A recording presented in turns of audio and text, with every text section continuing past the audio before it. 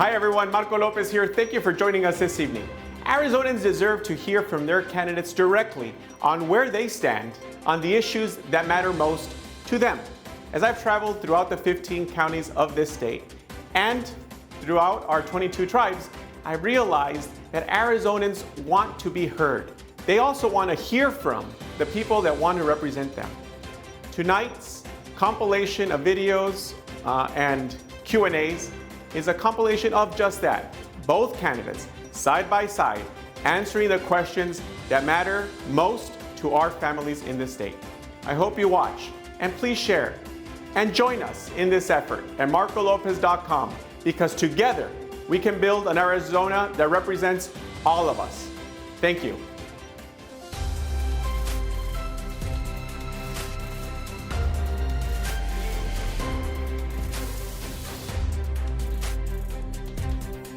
Tonight's edition of Arizona Horizon was scheduled to be a debate between Democratic candidates for governor, sponsored by Clean Elections, your source for nonpartisan official election information. But one of the candidates, Secretary of State Katie Hobbs, declined to participate. You've declined to debate your Democratic opponent, Marco Lopez, in a Clean Elections debate that was scheduled for June 30th. Why don't voters deserve to hear both candidates contrast and compare for themselves? I am talking to voters across the state. They're hearing from me. And as we just talked about, my record in the 2020 election leading through Arizona through an incredibly challenging time, Arizonans have seen what I have to offer as a leader of the state. But have they? I do my research for these interviews, and I was trying to find evidence of those meetings with voters. I'm not saying they didn't occur. What I'm saying is they're just not public. They're just to the public, to voters at large. So why not put yourself out there with the other candidate, compare your views, your policy ideas, and let voters decide? Why not do that? I mean, I'm talking to you right now. This is public. I'm all over the state. You've described yourself as battle-tested, ready to lead. I got that right? Yeah. Okay. So over the last year, voters have seen you flip-flop a few times. On Title 42, you said it was good, then you said it was bad. On the filibuster, you said keep it in place. No, we need to blow it up. On the case of Talonia Adams, a former staffer who worked for you, a jury awarded her hundreds of thousands of dollars in a discrimination case. It seemed to take you years to figure out how to respond to that. Is that evidence of a candidate who is battle-tested and ready?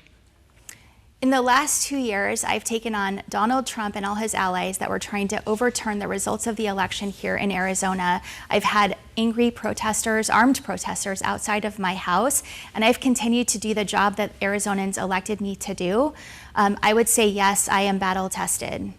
And those things I just cited are evidence of what then? Were just not certain of your position, or why the flip-flops? I would push back on the idea that they're flip-flops and use it how they want to and make it look like a flip-flop.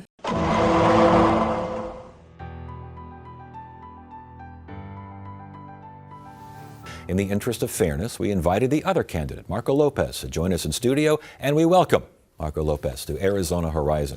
Good to have you here. Thank you so much. It's great to be here. Our debates usually start with 1-minute opening statements, so in lieu of that, tell us about yourself. Thank you, Ted. My name is Marco Lopez.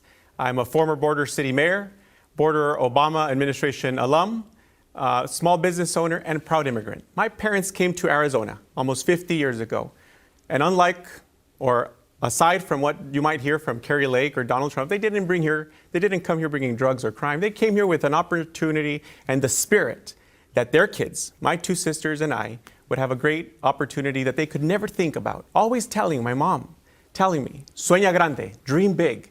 And Arizona is a place that you can get ahead. I'm a former Border City Mayor, as I said. Those opportunities have been achievable to me. But Ted, today in Arizona, across this state, that reality is out of touch and out of reach for so many families. And that's why I'm so excited to join you in a discussion of ideas. Unlike what we saw yesterday, you did a great job, by the way. Tell us about yourself. I got through college with a combination of work, study, and scholarships, and I immediately went to work as a social worker, working to help everyday Arizonans struggling to make ends meet. I helped manage one of the largest domestic abuse shelters in the country, We provided critical resources to thousands of women and their children fleeing domestic violence. The women at the shelter were some of the strongest people I have ever met, and I'm grateful that in their time of need, we were able to provide the support that they needed. I loved making a difference in the lives of people I was working with, but I wanted to fix the problems that were causing people to end up in these situations in the first place. I didn't see our elected officials doing anything about it, so I ran for office myself, and I won. And then I got to work. In the legislature, I worked with both parties to expand healthcare to over 500,000 Arizonans. I worked with a Republican governor to clear the backlog of untested rape kits in the state and put sexual assault offenders in jail. In the 8 years, which so many people in Arizona see as successful 8 years, you got many people, public Ted, safety that are making a lot of money. Right. Well, for everyone else, not necessarily this a lot of isn't money. a great economy not for them. Not necessarily a lot of money. I think a lot of people that in a variety of income levels. Public safety pension plans are fully paid off. $1 billion in transportation initiatives. Jobs added. Unemployment low. I guess the question would be, and this is again a Democratic primary, so most Democrats aren't necessarily enamored with the Ducey administration, but what's not to like about all of that stuff? And again, I understand what you're saying with those who are at the bottom are not seeing the same kind of success, right. But can you have them see that success by affecting those at the top? Look, the reality is that I'm glad that they're finally making the investments in a fund to secure our water resources for the next 10, 15, 20 years. That's an important move. I'm glad that they invested in making sure that we're teaching our nursing providers for the next 10, 15 years that Arizona is going to need. However, where the gaps exist is in education. I keep coming back to that, Ted, because if we're going to have a vibrant economy in the next 10, 15 years, it's beyond the 2- and 4-year cycles that get these politicians elected and re-elected. We've got to move beyond that. And so that's why I'm saying, if we're 49th, are you happy that we're 49th in our educational investments throughout our country? I'm not. That's not the promise of Arizona that brought my parents here, that brings so many folks to the state of Arizona, and we love it here. We've got to make sure that our economy can sustain that. And it's about educational investment. Most Democrats aren't necessarily enamored with the Ducey administration, but what's not to like about all of that stuff? I think Governor Ducey did a really good job of sort of moderating the state, of working to get us off of the jokes on late night television, and just bringing up the reputation of our state and making the case that Arizona is a place to be and that our economy is strong. I think he's done really well at that. Education investment, the budget, this current budget that we just signed here, adds $1 million year over year in spending. Total K-12 spending for this year, $8.45 billion. I mean, is more needed, or should there be more focus on where this money is going? Ted, more is needed. This is why I released a $2.5 billion investment plan in education, because it has to range the entire gamut. Early childhood development, childcare for those working families that want to make sure that we eliminate the learning gap before they get to pre-K, before they get to kindergarten. And once they're in school, that we're investing in counselors, that we're investing in a curriculum that allows our kids to thrive. And if what we saw, for example, in some of our shooting, in this latest shooting in Texas, if a child is having issues, that they can get the right counseling in school. It's those types of investments that are going to set us off to a strong economy for the next 10, 15 years. That's what I'm thinking about, Ted, is making those investments now so that we're not suffering 10, 15 years down the line. And you know what they missed? You rattled off these budget numbers. Mm-hmm. The aggregate expenditure limit. Once again, we're going to have that crisis. Well, yeah, we're going to be talking about that here later, because you can spend and budget all the money you want, but if you don't have that cap lifted, you can't do much with it. Right. ESA, the voucher program, this deal to expand school choice to all kids.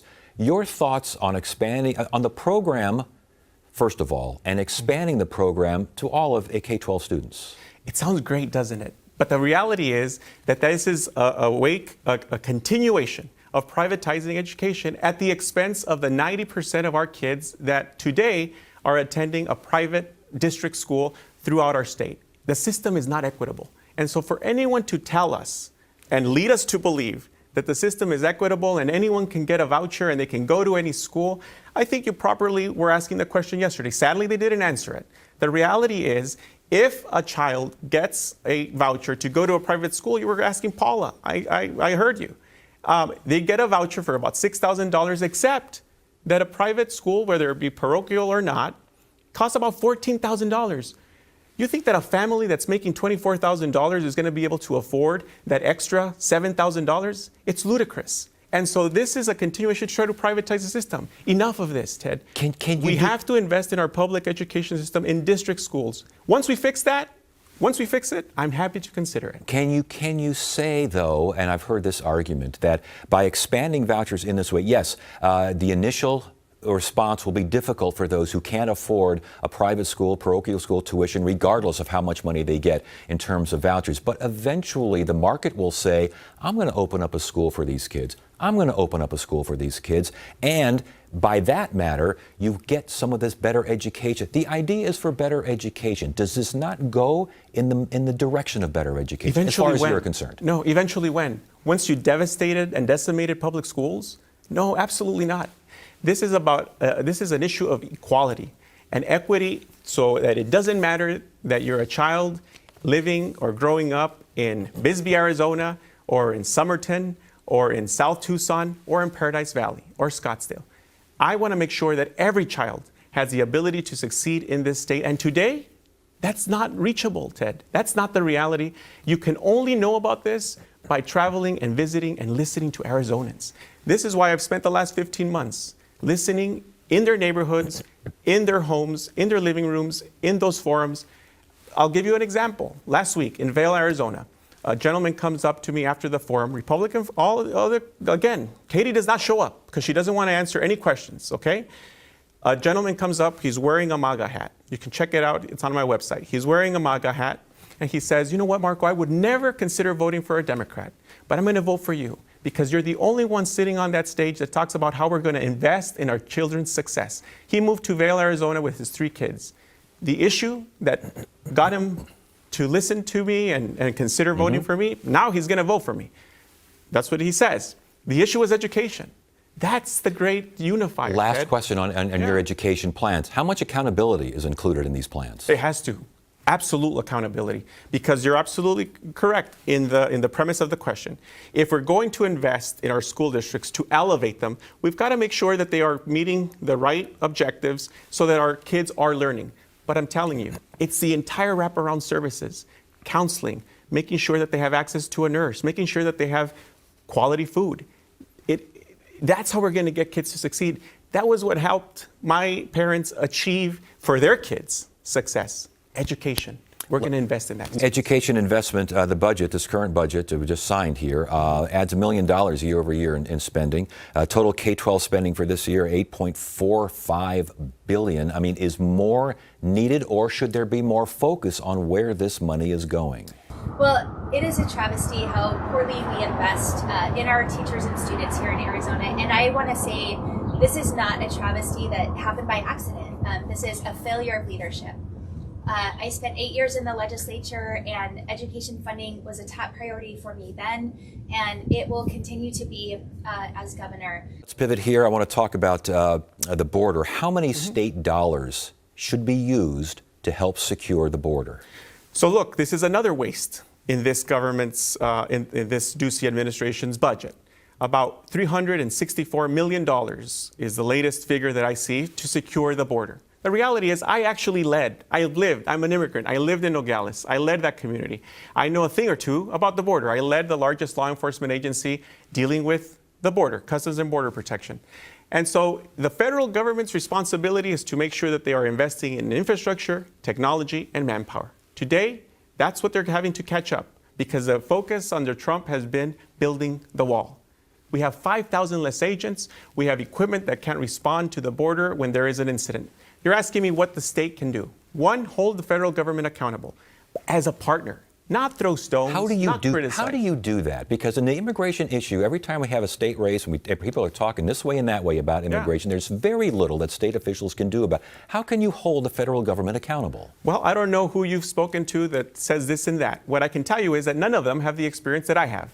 All right? How we hold them accountable is by having concrete plans on technology, on infrastructure, pushing them to make those investments to secure our Arizona border. But as governor, I'm also going to make sure that we're pushing so that we can get a DACA agreement for kids. It's been 10 years For them, we need to give them citizenship. For their families, we need to give them a pathway to legalization. And for the future flows that our economy needs, we got to make sure that the system is robust, that you can process them, and they can properly be registered so that, you know who wins when we don't do that? The smugglers. I'm tired of the smugglers winning. We've got to go after the smugglers, and we have to go after this fentanyl. I think that those are two areas that the state government can partner correctly with the federal government. Okay, That's what I will do. But it's a partnership as far as that aspect of securing the border. Do we have an immigration crisis in Arizona? We do, Ted. I mean, look at it. Look what's happening.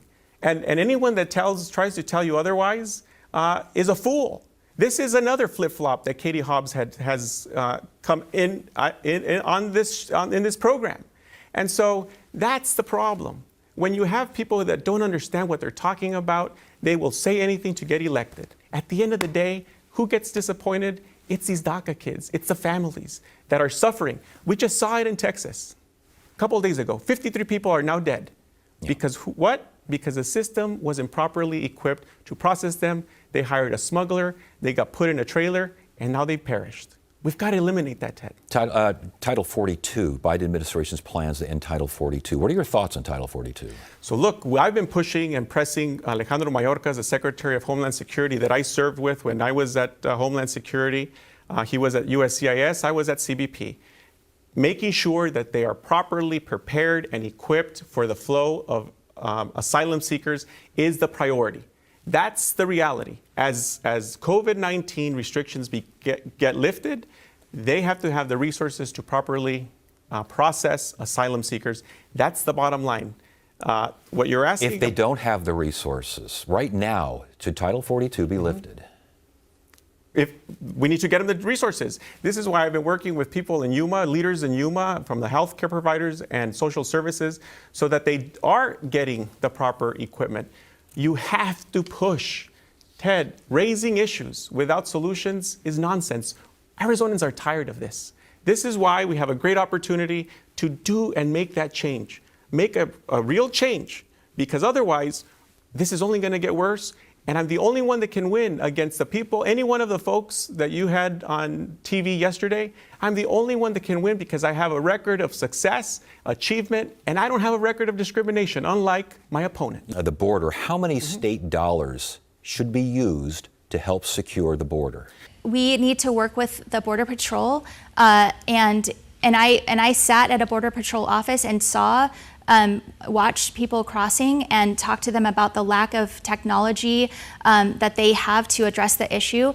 As the governor of the state, I would work with them to provide the support and coordination that we could. Title 42, Biden administration's plans to end Title 42. What are your thoughts on Title 42? And the top Democrat running for Arizona governor is changing her tune on that very immigration policy. And Katie Hobbs has now turned on President Biden's plan to lift that key immigration policy at the end of next month. Now, several weeks ago, Hobbs told me that the policy known as Title 42 just isn't working, and she's been paying the political price ever since. Taking it to Democratic frontrunner Katie Hobbs over her recent immigration comments. Look, I think the discussion that we're in terms of border policy and immigration policy is the direct result of decades of inaction in Washington. 3 weeks ago, in an appearance on 3TV's Politics Unplugged, Hobbs stopped short of clearly saying where she stood on the White House's plan to lift Title 42. Do you support the Biden's decision proposal to lift this then by the end of May?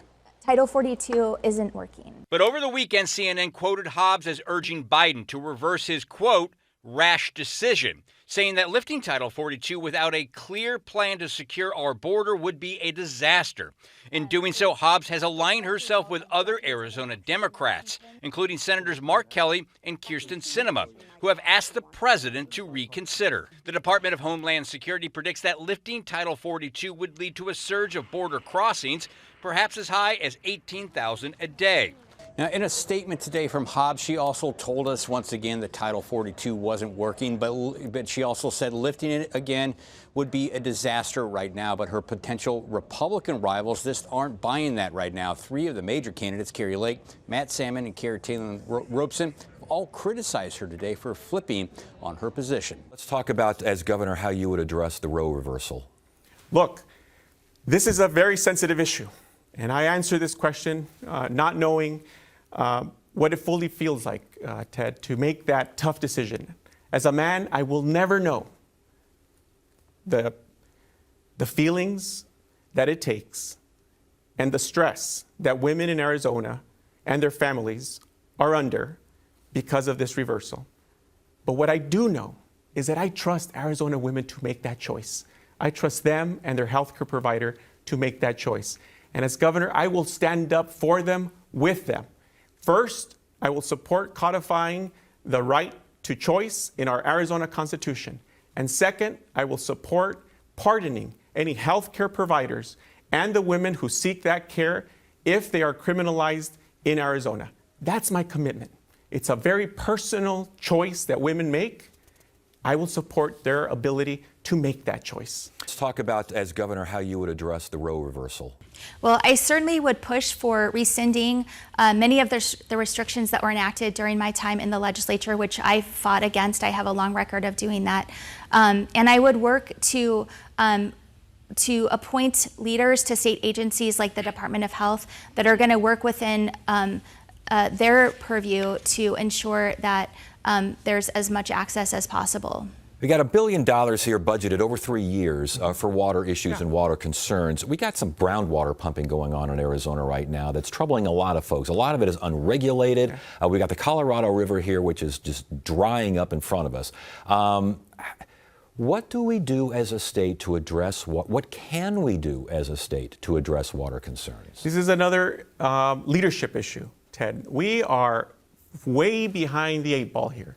This governor should have been leading on this issue 10 years ago when he took office. He should have been leading on this. I'm on the board of the Nature Conservancy, and I know how critical it is to think about the entire ecosystem.